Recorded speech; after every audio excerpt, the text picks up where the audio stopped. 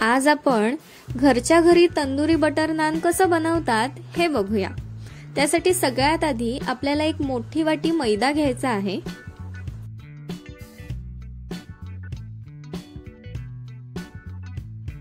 त्यामध्ये मी अर्धा चमचा मीठ घालतेय, तुम्ही तुमच्या चवीनुसार मीठ घालू शकता। आता त्यामध्ये एक मोठा चमचा आपल्याला साखर घालायची आहे।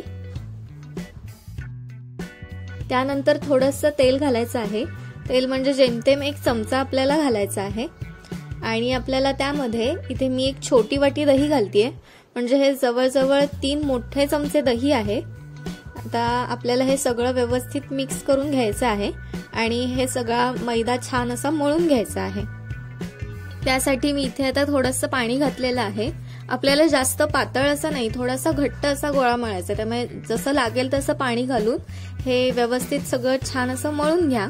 इथे आपला छान असा मैदा मळून झालेला आहे। आता आपण हे 10 ते 15 मिनिटांसाठी ठेवून द्यायचं आहे। 10 ते 15 मिनिटं ठेवून देण्यामागचं कारण म्हणजे असं की त्यामुळे नान जरा जास्त सॉफ्ट होतील, त्यामुळे 10 ते 15 मिनिटं आपल्याला हे असंच पीठ फुलण्यासाठी ठेवून द्यायचं आहे। आता इथे 10 ते 15 मिनिटांनंतर पीठ बघितलं तर छान फुललेलं आहे आणि आतमध्ये तुम्ही बघू शकता की अशी जाळी सुद्धा आलेली आहे, म्हणजे आता आपलं पीठ नान बनवण्यासाठी तयार झालेलं आहे। त्यामुळे आता काय करायचं की पुन्हा थोडंसं कोरडं पीठ घ्यायचं आणि त्याच्यावरती टाकून थोडं पुन्हा मळून घ्यायचं व्यवस्थित आणि त्याचे गोळे करून घ्यायचे। आता इथे आपण नान बनवायच्या आधी जिथे नान बनवणार आहोत त्याच्यावर थोडंसं कोरडं पीठ घालून पसरवून घ्यायचं, जेणेकरून आपण हाताने प्रेस करू किंवा लाटलं तर ते खाली चिकटणार नाही। त्यामुळे आधी सुरुवातीला तुम्ही हाताने थापून घेऊ शकता। नान शक्यतो त्रिकोणी किंवा उभ्या आकाराचं असतं, त्यामुळे आधी मी गोलाकार पसरवून नंतर त्याची त्रिकोणी घडी घालून घेणार आहे। मी काय करते, हे सगळं लाटून झाल्यानंतर शेवटी काळे तीळ आणि कोथिंबीर घालते आणि पुन्हा एकदा त्याच्यावरून लाटणं फिरवून घेते। तुम्ही तुमच्या चॉईसनुसार सुरुवातीला ही घालू शकता किंवा शेवटीही घालू शकता। मी आता इथे हा नान व्यवस्थित लाटून घेते। आता इथे आपला नान छान व्यवस्थित लाटून झालेला आहे। आता त्याच्यावरती मी ही बारीक चिरून घेतलेली जी कोथिंबीर आहे ती व्यवस्थित त्याच्यावरती पसरवते। आता माझ्याकडे काळे तीळ आहेत, त्यामुळे मी ते काळे तीळ घेऊन त्याच्यावरती व्यवस्थित असे ते सुद्धा नानवरती पसरवून घेते। ते सगळं पसरवून झाल्यानंतर मी त्याच्यावरून पुन्हा एकदा लाटणं फिरवल्यामुळे हे सगळं व्यवस्थित त्या नानवरती बसलेलं आहे।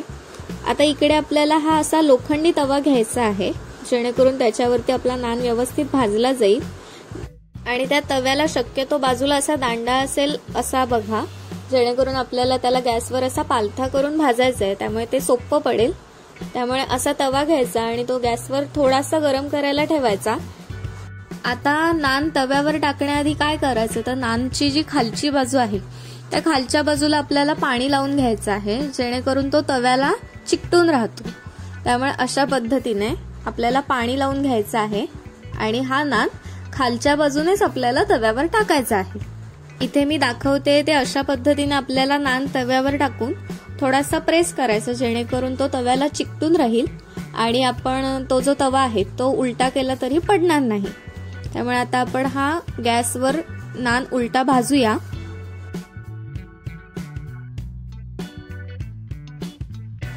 आणि तवा आपल्याला व्यवस्थित गोल असा फिरवायचा आहे। इथे मी तुम्हाला दाखवते, कारण नान आपला अशा प्रकारे भाजला जातो तर त्याला सगळीकडे तो गॅस लागला पाहिजे। अशा पद्धतीने आपण तो तवा व्यवस्थित गोल असा फिरवत राहायचा आणि अगदी 2 मिनिटात आपला तंदूर नान तयार होतो। आता इथे तुम्ही खालची बाजू सुद्धा बघू शकता, इतकी छान अगदी बाहेर मिळतो त्याप्रमाणे त्याला टेक्स्चर आलेला आहे। त्यासाठी काय करायचं, वरची बाजू छान भाजून झाल्यानंतर 2 मिनिटांसाठी तवा तसाच ठेवायचा, म्हणजे नान आपोआप निघतो। इथे आता आपला तंदुरी नान तयार आहे, मी इथे तुम्हाला दाखवते।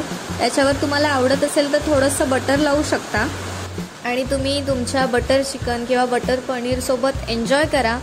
रेसिपी खूप सिंपल आणि साधी अशी आहे, त्यामुळे घरी एकदा नक्की बनवून बघा आणि रेसिपी आवडली तर शेअर करा। थँक्यू।